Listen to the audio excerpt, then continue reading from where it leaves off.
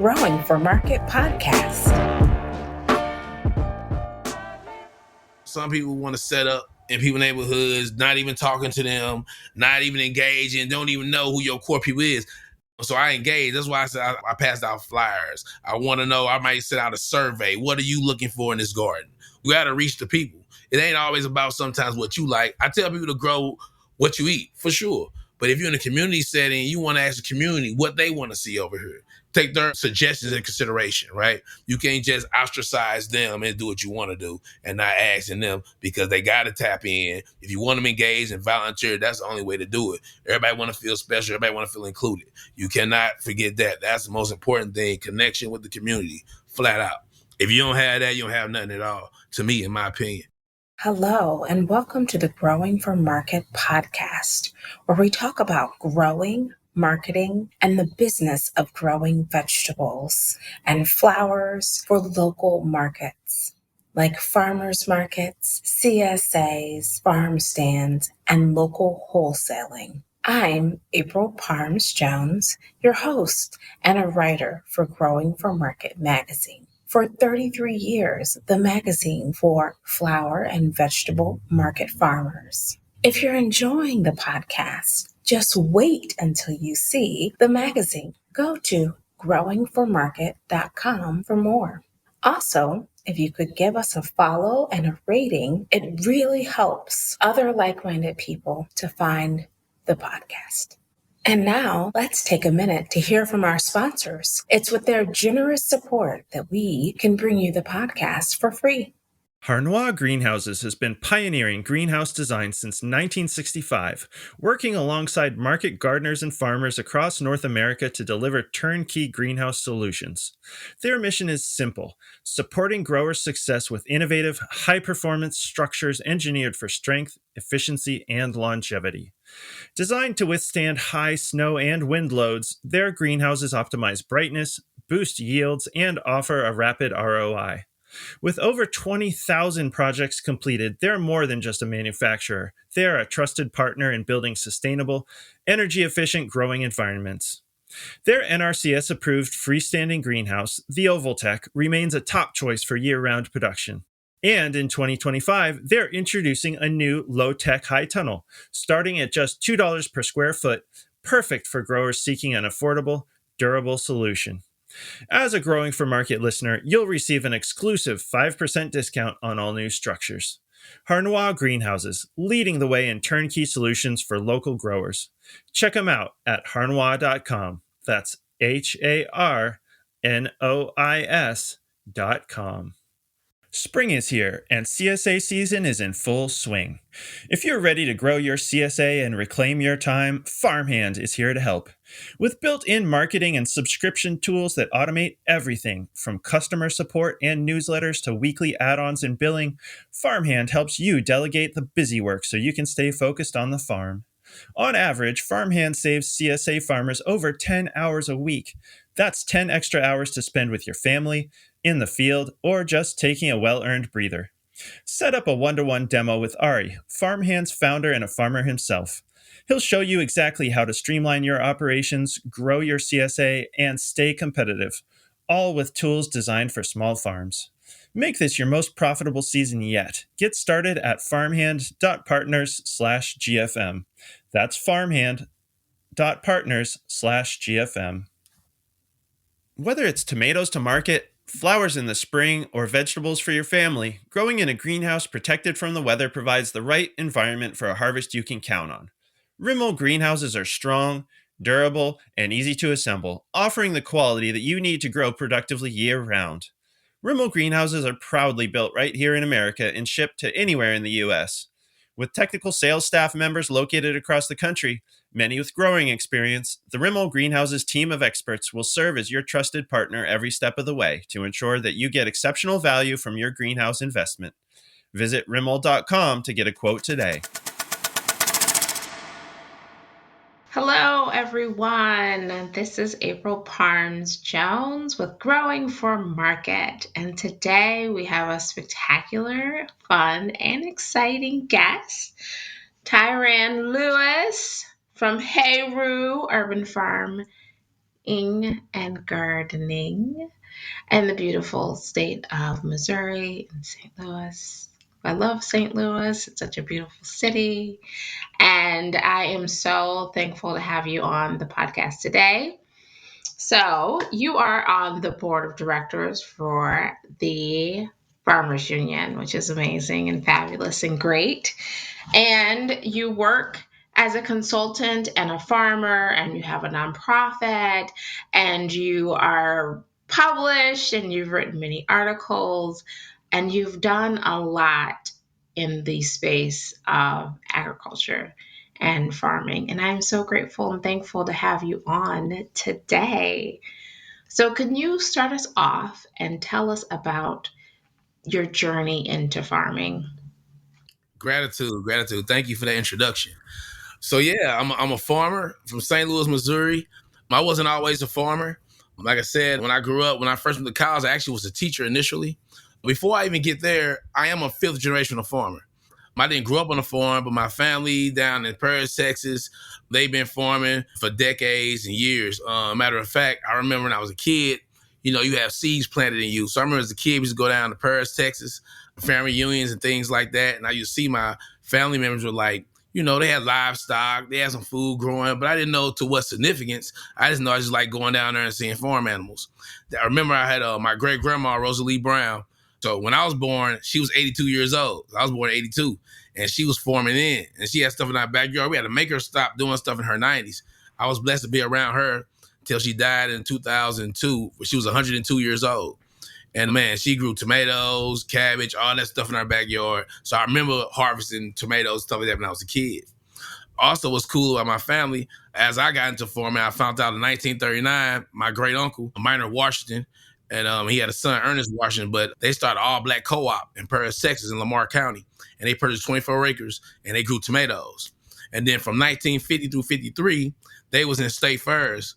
And, back then you had your Negro state fair, you had your white state fair, and they won first, second, and third place prizes in almost every category that they was involved in, from crowder peas to watermelon to maize to corn to purple hub peas, whatever that may look like, they got that.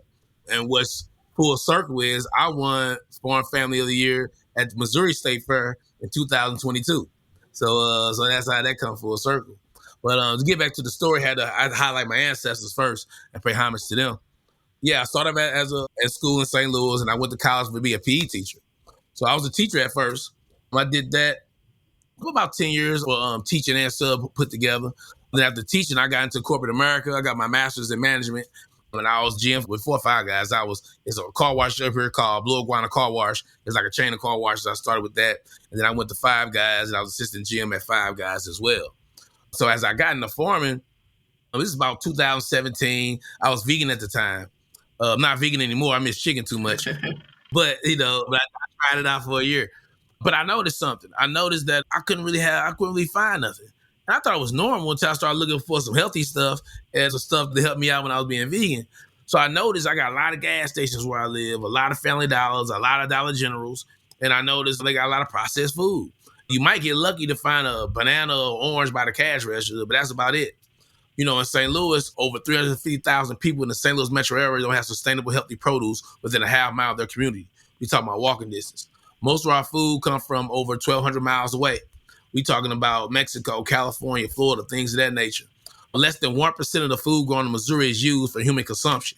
That means most of our food grown in the state of Missouri is used for animal feed and food processing, which is crazy. So I was one of the people, I did have a local chain grocery store, but it's significantly different from the suburban counterparts. What I mean by that, I went into my local grocery store, and I'm gonna put their name out there, Snooks. Everybody know it. We went in there, and I was like, okay, I didn't really like what I saw.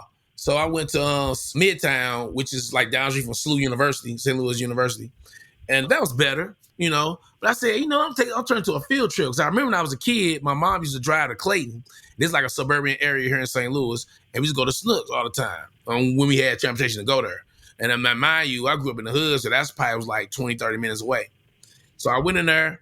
I was like, wow, that's why mom used to go here. Like, I could literally close my eyes and pick up something. They had an abundance of fruit and vegetables, beautiful. They even had samples. We didn't even have samples in the hood. So I was like, okay, let me go to the super suburbs. That's West County. Went out there, the physical structure was different. Now when what used to be a Pizza Hut, used to be a McDonald's, you can tell by the structure. Just like Snooks is here in St. Louis. But this structure didn't look like that. So I walked in, I was like, whoa, I got people cooking sushi, you got wineries in there and all this different stuff. Fruit I never heard of back then. I never heard of jackfruit. I ain't grew up eating zucchinis. Like, I just didn't know none of that. Some of that stuff in there I didn't even recognize. Of course I knew what zucchini was, but some of the fruit I didn't know what it was. Star fruit and all that stuff. So I said, you know what, I want to do something about that. So I just started growing food in my backyard in buckets. That's all it was.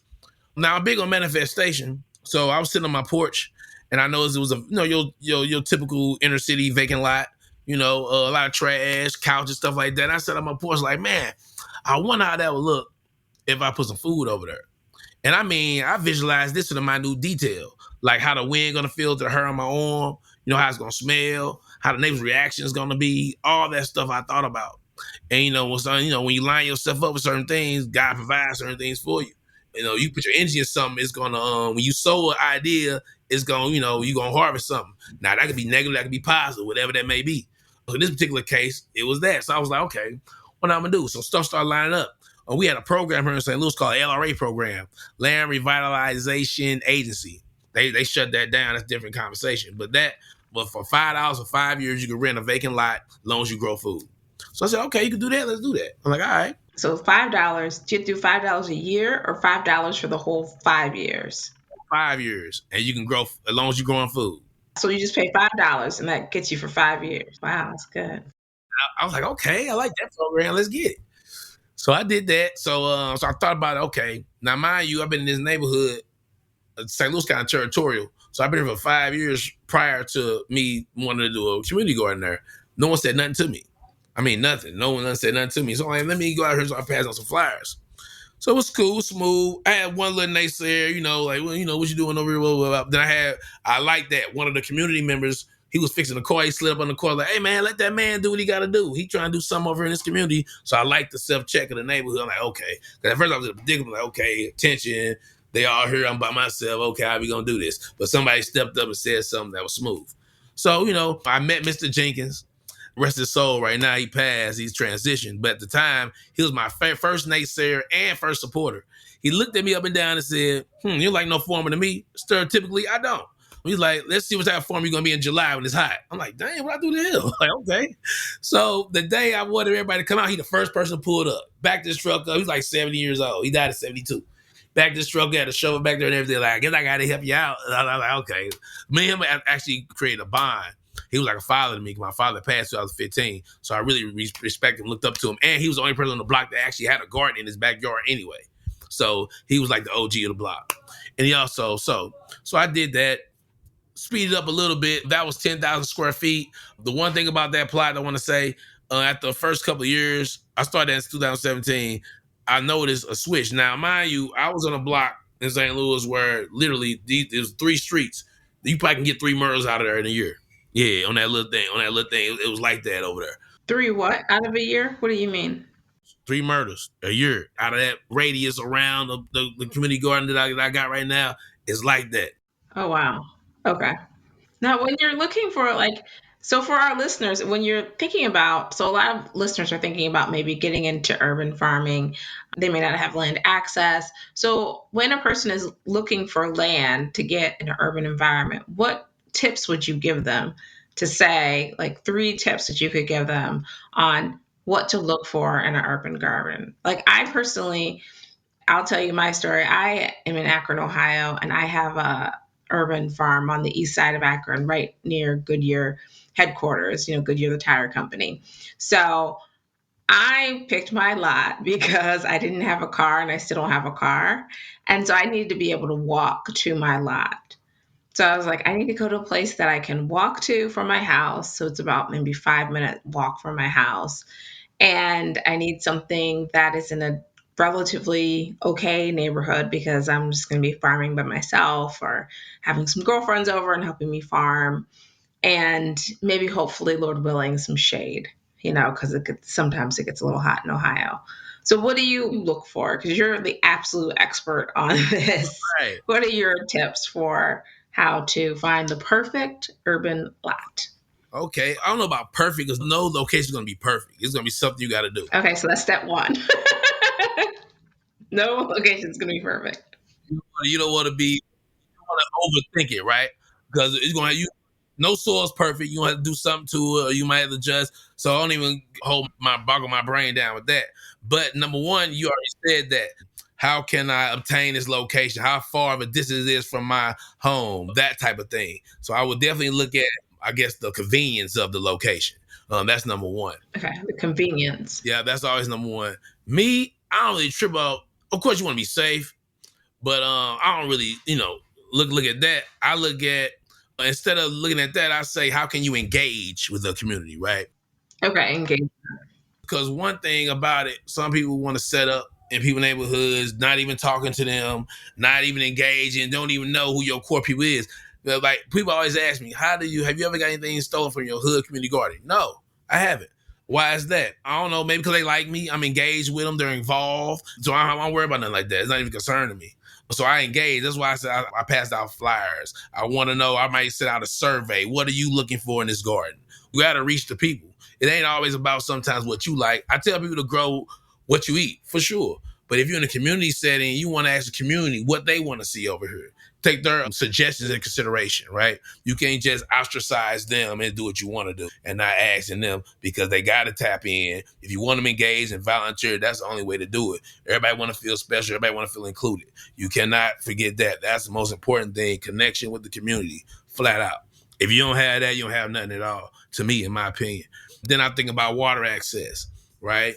So with water, I'm blessed because I used to live across the street from her. I don't live there anymore, but the people that live there now, they allow me to use their water, and we just hook it up and take it across the Oh, street. that's a blessing. Now I do pay their water bill, right? It's every 3 months, so I was like, if I use your water, can I pay your water bill? You know what I mean? So they let me do that. That's just my deal. But you can probably work out a bartering system, anything like that could work as well. That's just what I choose to do.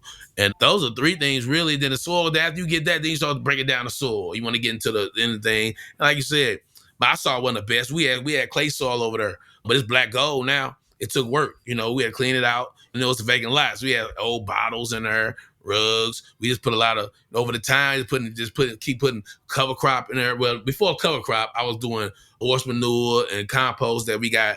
Always look at those resources. City of St. Louis give out free compost. As long as you got a community garden, you call and ask, and they'll come drop it off to you. It's a lot of municipalities. What? Yeah. No. That is wild. But they give you free compost. All you gotta do is have a community garden. You just call up all the recycling stuff they get in the city and stuff. They mix it or whatever. Now, it might not be the best quality, but it's free. You might have, just cost some glass shavings or something like that. You got clean out. Sometimes it's like that. But you work with what you got, right? That's amazing. It don't be that bad, but it don't be as clean as you want it to be. And again, it's free, right? And then you get people to drop off free leaf mulch and all that stuff too. All these landscape companies, it costs them to drop that stuff off, so they wouldn't mind dropping off free to you. So always touch it to your community. Reach out to your landscaper, to your tree cutting community. Reach out to your city municipality. They might have a program like that. Even though closed mouths don't get fed, gets eggs, right?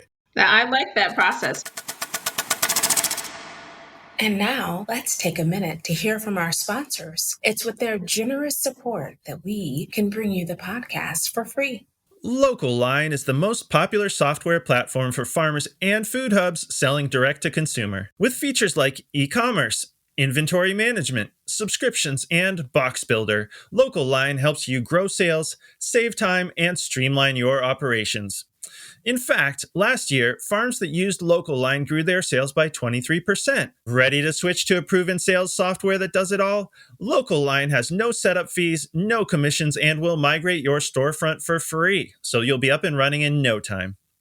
As a GFM podcast listener, Local Line is offering a free premium feature for 1 year with your subscription using the coupon code GFM2025. Don't wait. Start your season off the right way with Local Line. Looking for innovative packaging solutions to take your business to the next level? Look no further than Heru Company, your one-stop shop for all your packaging needs. Heru offers sustainable and comprehensive packaging solutions for the floral, produce, and specialty packaging industries, ensuring you receive high-quality products customized to your needs. Transport your fresh blooms with confidence. Our injection molded floral buckets are your go to solution for safe and efficient flower handling. They're durable, leak proof, and incredibly easy to handle. With a range of sizes and custom options available, our buckets are designed to meet your specific needs. Say goodbye to spills and hello to beautiful blooms. Visit shop.aru.com and get your hands on this essential floral accessory today. Ordering is a breeze. And for our Growing for Market listeners, we've got a special offer just for you. Use the code GFM15 during checkout to enjoy an exclusive 15% discount on our web shop. For more options, be sure to visit Heru Company at aru.com and discover the complete range of our product offerings. Because when it comes to quality and innovation, Heru Company is the name you can trust. And now, back to the show. So we've covered a lot of ground. You talked about the 3 things that are important for choosing your location. You said convenience, engagement, and then water access, making sure you can address those 3 things when you're looking for your plot of land. And now we're talking about how to build up your soil, which I love because it's growing time and everybody's looking for ways to build up your soil. And so I think this is such a good key point that I'd never thought about, and I haven't talked to any other guest about this, is free compost from your city or a place that would have free compost, reaching out to them. I never thought about that. And your city offers that program, which is amazing. And then also the free leaves and the free like tree mulch or trees or tree Yeah, mulch.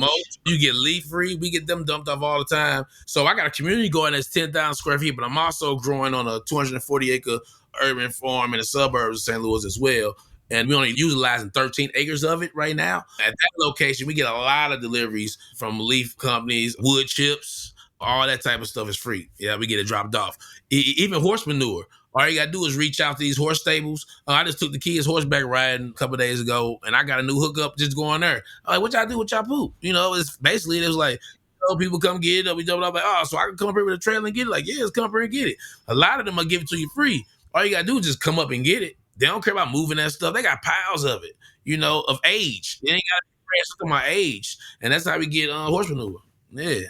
That's amazing because manure is so hard to find and it's so expensive if you try to buy it somewhere. Yeah, you gotta yeah, you utilize your community as ags. Yeah. Absolutely. And so, can you tell me a little bit about the process that you use to build up your soil? So, how do you use the leaves to build up the soil? Oh man, so there's a lot of ways. It depends on your access to things. So I'll try to break out different ways. So we all know we need nitrogen, certain things you need, the NPK and all that stuff. We also need living microbes as well. A lot of people stuck on, which is important, nitrogen, phosphorus, and potassium, which is needed. But also the other things main things that people don't think about, you need as well. So what I like to do is, all right, let's get on leaf mulch then. If I want to use leaf mulch, you can build that up. If you have the luxury to, so you can take leaves, right, and turn it, right, get it dropped off. If you turn it, it'll be ready to use. If you don't turn it probably take a year or 2 to break down. It break down so good. Now, how do you turn it? You just take it from the bottom and flip it over? Yeah, that's all. You take a backhoe, or you want to do it manually, take some, hand tools and do it too. Then that'll get crazy. But yeah, just try to flip it with a bucket or something like that. Whatever you need, or whatever how big you. Of course, the bigger the pile, the bigger equipment you probably need to flip it. But stuff like that, or people just do it and just tarp it and let it sit there for a couple of seasons. But you can mix that in, and that's a breakdown. That's already start being black and start being breaking down. Or every year I'm adding in compost. Every year I'm gonna throw compost in there. Do you put it on the top or you mix it in with your soil mix? So I'll broad fork it, right? I'll broad fork it first. It's a broad fork, that is like a thing, got maybe 4 to 6 teeth on there. It's probably like 12 inches, type of inches. And I go in there, broad fork everything, and I lay it on there like that, so it could get down. So you broad fork compost and then you put it on top or you put it into the soil? There you go. I'm broad forking my rolls, yep, and throw it in there. Like you're making a chocolate cake. Yep, and I'm mixing in that type of stuff in it. Okay. Also, it could be cover cropping. Different cover crop for different seasons. For right now, we planting stuff in for the spring, and the cover crop we had over the winter was winter rye, oats, and crimson, right? We do that. grow that up, the cover crop. You never want to leave soil bare. It always got to be something growing in there. If you got the capacity for that, right? You want to have a cover crop in there or something growing. You want to keep it going. If not, before I had all that access, what I used to do when I was by myself, sometimes it's hard to do when you ain't got manpower. So when I'm by myself and I'm doing stuff to keep the weeds down, all that, I might tarp it. Put a planter's tarp on it, then cut my holes in, put my compost in there, then plant in there. All right. Then on the off season, I turn it back, and I throw some leaves on there real thick, about like 5 inches thick maybe, and let that just decompose over the winter and tarp that oil. And then when the new season come, I take that off and still throw compost or horse manure in there and then get that straight. So I know I said a lot, but like it all depends on what you got access to. If you're by yourself, you got manpower, all those things come into play when you're doing that. But the key is you want to keep feeding the soil every year, or doing some cover crop or anything like that. Even when I'm planting my transplants, I got a little thing I call the juice. I take compost that I made, put it in my bucket or whatever I'm mixing it with. Take some fish emulsion, pour it in that. Take some molasses, put it in that, mix it together. I take my trays, I dip it in there, dip it out, and then I'm planting it. I'm doing that because it helps out with root health, and also it helps out with microbes. You got the living microbes in there, and you're doing it like that, and that potentially would keep pests away too, as well. Yeah. That's interesting. So the molasses, do you make the fish emulsion or you? Yeah, I just buy some fish emulsion. I don't have no measurements, to be honest. I go off with my mix, and the way I put it in this wagon, I take 2 cups of like the regular, like, I don't know, peanut cups, I guess, of that. I bought a fish emulsion. Boom, I listen to the sound. I take something else. Cooking, man. I don't know the ingredients and what to measure with. I eyeball everything, mix it together, boom, and get it going. Yep. That sounds like my family in New Orleans. They like to make the gumbo. It's like a little this, a little that. I eye it, I smell it, and then I know. There you go.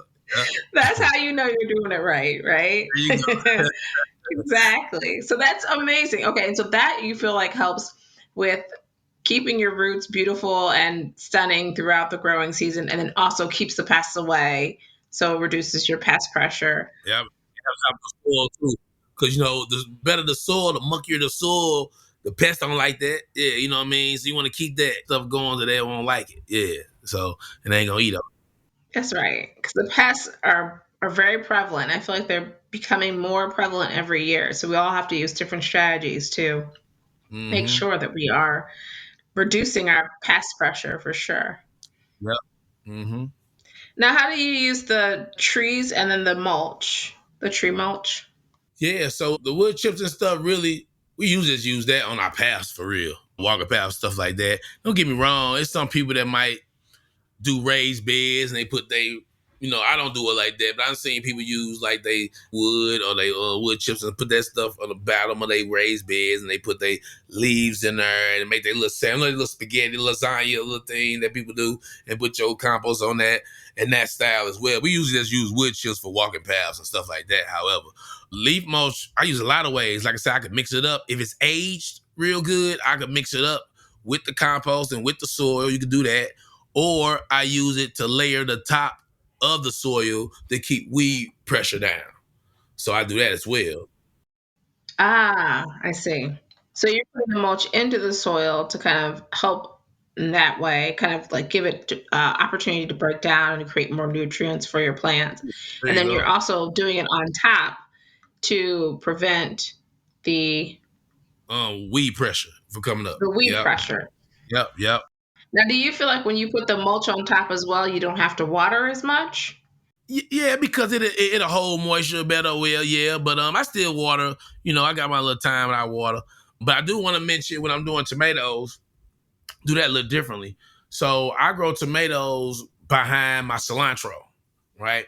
I put cilantro in the bed and I put my tomatoes on that bed when it's ready. The reason why I do that because cilantro naturally brings in a wasp. I got the name of the wasp, but it lays eggs on the hornworm, right? So if it kind of like fight the hornworm a little bit, and I just like to smell cilantro. But then what I barely weed my beds if I do a layer like this. I do compost, leaf mulch, compost, right? So that's breaking down all that, but it also keeps, you know what I'm saying, it ain't no, like, you ain't gonna be weeding that much on that. Yeah. Especially with fresh beds. So once you get Can your you say rolls, can you say that mix again? all right, so I put compost on the top of the soil, then I put a layer of leaf mulch, and then I go compost again. Yeah. So that's gonna also Okay. break down and feed it, but it's also gonna keep the weed from penetrating. And the longer you form on the plot and do the no-till and do all that, there's gonna be less and less weeds every year anyway. You know what I'm saying? But on fresh, when it's a fresh plot, it's gonna have more penetration. Yeah. And when you weed, you wanna make sure you get those, don't let no weeds and nothing like that get the seed. So all that stuff. Make sure you get that out the way so it won't keep replanting itself and all that good stuff. So yeah. It's amazing. Oh, we've Mhm. covered a lot of ground. I'm taking my little notes. Cilantro and tomatoes, grow those together. The compost, leaf mulch compost. And Yeah. I love it. I mean, you're so Midwest, a good freebie. I love a freebie, free compost, free tree mulch, and free trees, like dead trees that you can break down. I love that. Love it, love it, love it. So many resources in America. I love it. Speaking of resources, I know that you have been funded for all your different types of projects. And can you tell me a little bit about that and where you are in the process? Because I know that's very impactful. A lot of farmers have been experiencing issues with funding. So yeah, I got the Land Capital Market Access Grant through the FSA a couple years ago. I'm one of 50 people in America to get that grant. We're blessed to get that grant. With that grant, that allows to give us buy us property, a farmland, give us equipment. I got tractors on there. I need a wash pack station, walk-in cooler. I'm gonna pay employees to 5 years. We had 32 applicants, and we selected 15 out of our farmers training program / incubator. That program, I guess, it's starting off as, I guess it's a total of 10 years really, because the first 5 years is training, not just training on how to farm, but LLC, nonprofit, added value product, all those things. After, and when year two comes, the participants get 1/8 of an acre. They grow whatever they want to grow on there. If they want to try to sell it, we'll give them help them out with distribution, all those things. After their training is up, after the first 5 years, the additional 5 years is just them growing. They have an acre then a piece, and they just grow on 5 years for free. Use all our equipment, everything. When those 5 years up, the ideal is maybe they have a stack of enough money they could move on, or maybe get their skills together, get a job, or the people that's in the program could come together and do something. But I wish we could give it to them permanently, but that's the program.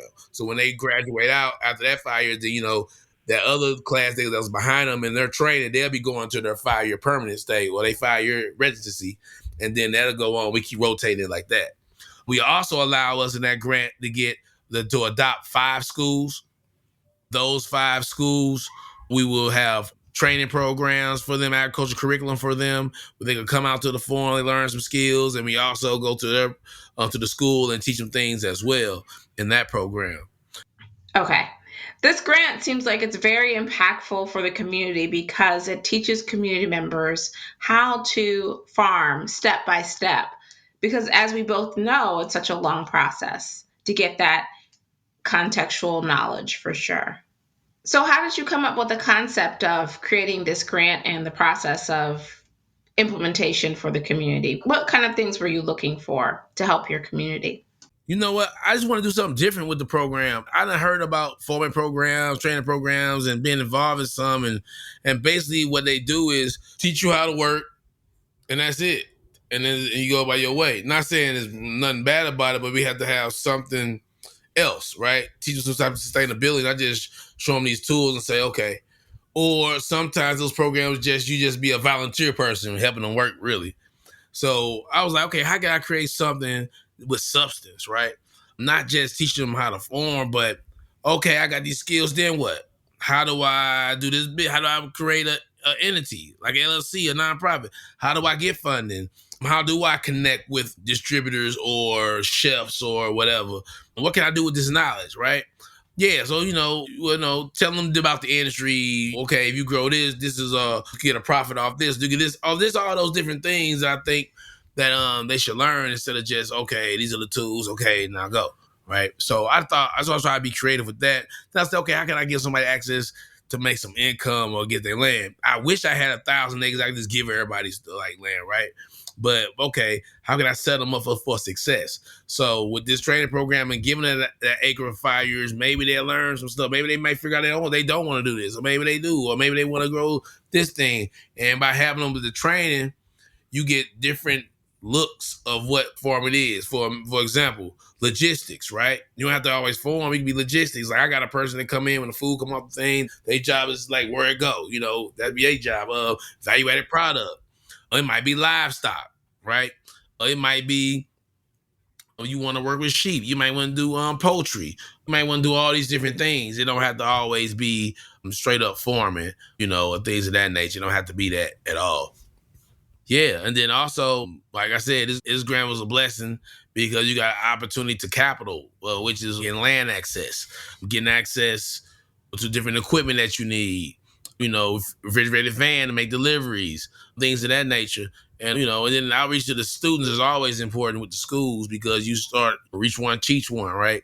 So, the idea of just educating the kids. When you educate the kids, they educate their parents, and they bring their parents involved. You got in the chefs to come in and teach them how to cook these different products and things of that nature, and to make medicinal tinctures and things like that. So, just to teach them skills to have a quality of life. Not necessarily have to be a farm, but at least you know how to, if things happen, like COVID or things of that nature, you'll know how to survive and take care of yourself and things like that. So that's how I came about to think about the process of how I'm going to get this grant started and things of that nature. So yeah, that's how we basically came up with that. So it sounds like you have the program all segmented out for various segments of the farming population for them to learn a specific skill set that they can really acquire and utilize and grow and be more profitable. So you also, with your nonprofit, you can get private funding. So will that help can you swing things that way, or are you just hoping that the funding will be? Yes. So I guess we can talk about the frozen process. So I do have private funds. It's not going to be $2.5 million. That's how much this grant is that I got from the FSA. So it's not going to be that. They did uplift a fund. I can't think of the name of that grant right now, but it was funding for marketing specialty crops. That got uplifted 2 days ago. So we'll see what's up with that. So with this, the funds that I'm a part of is the Increased Land Access Grant, right? That's a part of the Inflation Reduction Act that's on froze right now. This grant is part of $3 trillion freeze that affects farmers and Medicaid system and other essential services, right? Due to the funding freeze, Heru Farming and Garden cannot fund their project.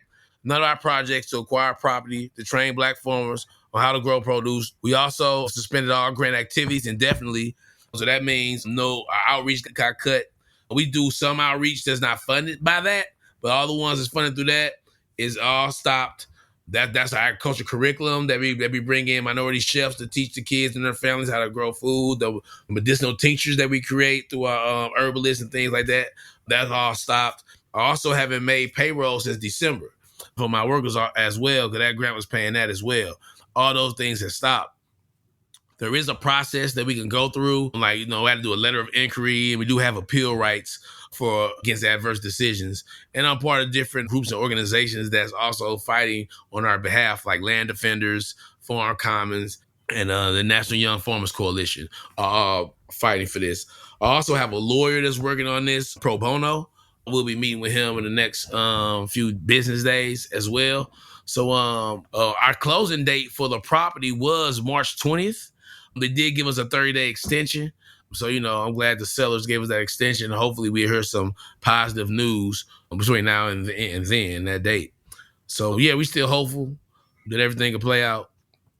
But it does teach me to try to be sustainable and not rely on federal funding, which that's the whole point of receiving this grant, is to become sustainable in the best way we can. And and that's what we're going for.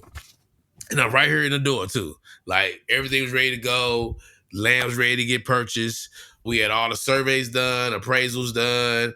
We had to do a NEPA review, National Environment Policy Agency. I think that's the acronym for that review. And it was all there. And at the last minute, then the freeze happened. We had suspended all programs, and that's where we at right now.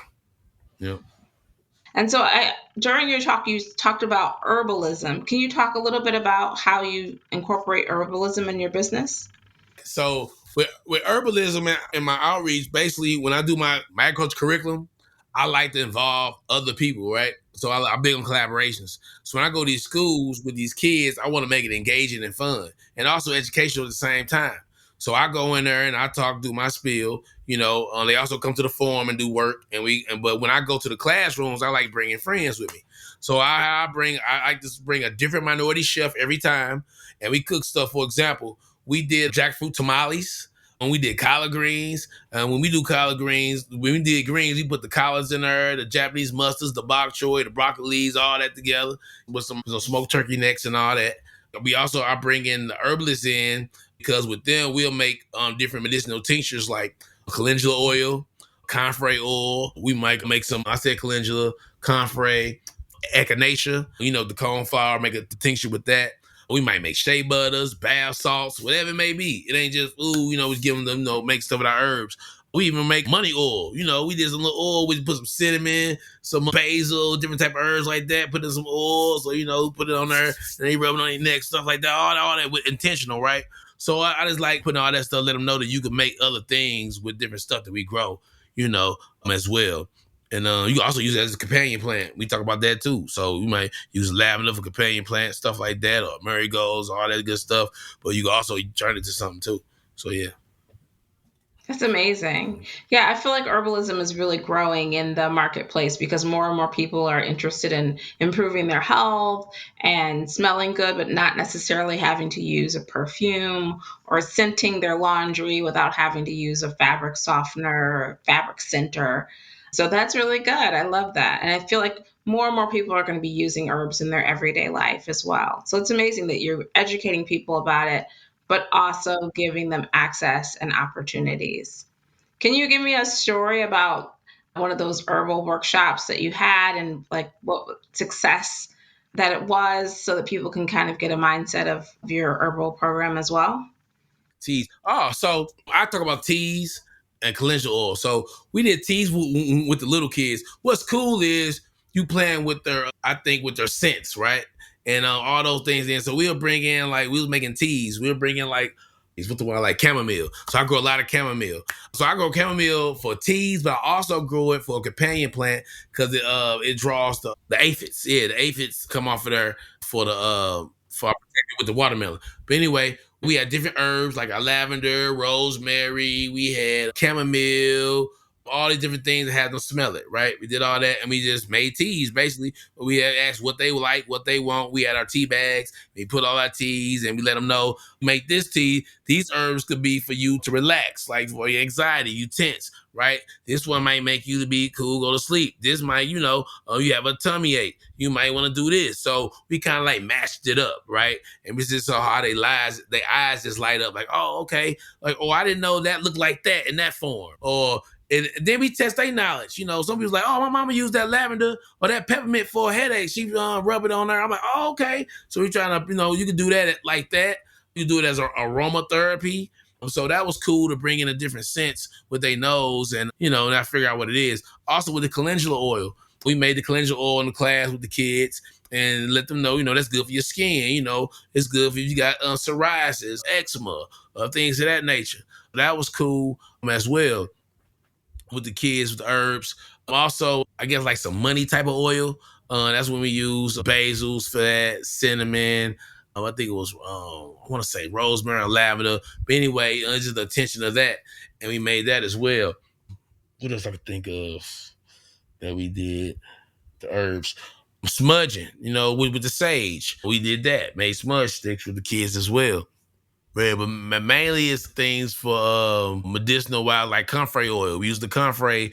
That's good for sore bones, sore muscles. So we turn the comfrey oil for that. Echinacea. Echinacea or cornflower. That's good for antiviral, anti-inflammatory flour. And we use that. We show them how to make that as well. So we do that with the older kids, of course, because you got to use a alcohol base for that. But yeah, all those things, let them know so they can be knowledgeable of things that they can. And that's everyday stuff they see.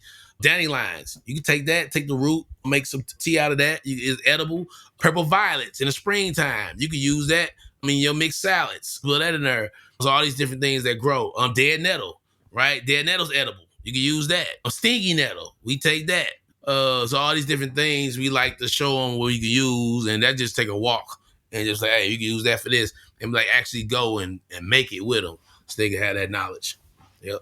I love that you're incorporating so many different components all into one, and you just really have a plethora of experiences and knowledge. So I'm very extremely thankful to have you on today. Are there any last thoughts the last thing I really want you to talk about is what are your favorite things to grow in your urban farm? Yes, yes. So hands down is watermelon. I'm known for the watermelon here in St. Louis. We got red flesh, white flesh, orange flesh, yellow flesh. I like those different fleshes, different textures, and different palate tasting, and it's just dope. I love that. Man, I can live off watermelon. Like in the summertime, that's all I eat. Like so yeah, fire. It's definitely fire. There's a lot of people's favorites. My favorite that I is strawberry and moon and stars. Those are my two favorite, moon and stars and strawberry. Crimson probably grow the best because of the high yield, and that's like one of the things that they say that's the top watermelon, blacktail, and crimson that come out of Missouri. That's what they say, but I mean, just they don't test everything either. So, but those do grow well. After that would be okra. I grow a lot of okra. I got Nigerian okra that I traded with my buddy. He stays in Ghana off and on, and we be trading. So they want my watermelon seeds, and I want the okra. So they be trade. So I got Nigerian okra. My okra is probably like my top three crops: watermelon, okra, and collards. Yeah, I grow a lot of collards. Georgia Southern, Vates, Champion, and all those things. Ultra 40 something, whatever. But those two, I do a lot of Asian greens, bok choy. I love bok choy. I love tatsoi. And my favorite value added product is pickles and hot sauce. So we like doing that as well. But I like just growing, period. It's therapeutic to me. I like putting my hands on the soil. I never catch a farmer in a bad mood when they're in the act of growing. Never, in my opinion. It's one of the best peaceful things to do and rewarding things to do as well. I mean, we feeding people. If nothing in this world is partisan, it's food for sure. We all gotta eat. We all gotta live. We all gotta thrive. And you are what you eat. You know what I'm saying? You are, man. You just imagine you eating something with low nutritional value. How your emotions are, how you down. How you feel, right? You always eat, man. You get some good taste and water in your mouth. Oh man, everything light up. Oh yeah, everything back together. For real. So I love the feeling of that. I love eating fresh fruit. Love eating fresh vegetables. Man, it just feels so good when you eating it. And I love to see the reaction of people's faces, man, when they eating it too. I love people telling me it's the best collard I ever taste, the best watermelon I ever taste. This is the best this I ever taste. I love hearing that in my ears, and I love seeing it. So yeah. All right. Well, thank you so much for being on the podcast today and sharing your wealth of knowledge. We've covered a lot of ground from soil to how to get free items for your farm, to grow your soil, to pairing cilantros and tomatoes together, and how to create the perfect compost soil leaf mulch mix. And also your outreach that you do with your community and how you're educating the next generation of farmers. It's been such a pleasure to have you on the podcast today. And thank you so much for taking your time. Thank you. I liked the interview. Everything was good. I appreciate it. Great. Take care. All right. Thank you. Bye-bye. Thank you for joining us for this episode of Growing for Market podcast. If you've been enjoying the show, please consider giving us a follow and a rating or review. It really helps others to find the podcast. For more tips and tricks from farmer to farmer, check out our magazine at growingformarket.com. Whether you're a commercial grower or just want to grow like one, subscribe to Growing for Market magazine for the nitty-gritty of growing, marketing, and the business of market farming. We publish 10 issues per year with articles written by experienced farmers on topics ranging from tools and techniques to farm business, operations, and marketing. If you've been listening to the Growing for Market podcast and haven't yet checked out Growing for Market magazine, we've made a change so you can try the magazine for free. We've added a free month to the beginning of all first-time subscriptions. Try out the digital or paper magazine, and if it's not for you, cancel within 28 days, and you'll never get billed. With digital subscriptions starting at just $39 per year. You'll get a year of the magazine plus 150 back issues from the last 15 years. Head over to Growing for Market and subscribe today to benefit from over 3 decades of writing by farmers for farmers and Growing for Market magazine.